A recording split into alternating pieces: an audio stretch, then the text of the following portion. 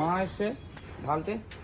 আর এই আছে হচ্ছে কচু শাক, আর এই যে মাছ, দেখো কি মাছ আছে। এই কচু শাক নিয়ে এসে ইলিশ মাছের মাথা রয়েছে, তার জন্য বলেছিল আরেকদিন আনার জন্য।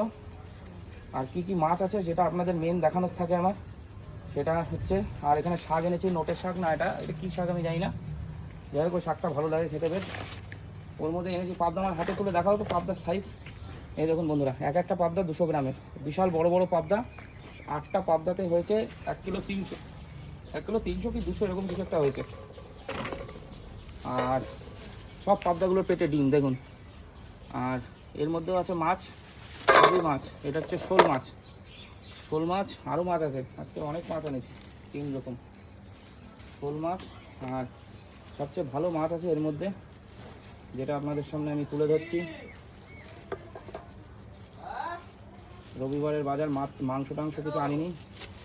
এর মধ্যে হচ্ছে তাজা চ্যাং মাছ, ল্যাঠা মাছ যাকে বলে। দেখুন তাহলে পাবদা, ল্যাঠা, শোল, আর এখানে আছে হচ্ছে কচুর শাক। আর এই একটা শাক, কী শাক, এই শাকটা পূর্ণলতা না কি বলে, যাই হোক। তো আজকে রবিবারের বাজারটা কেমন হলো আপনারা অবশ্যই বলবেন।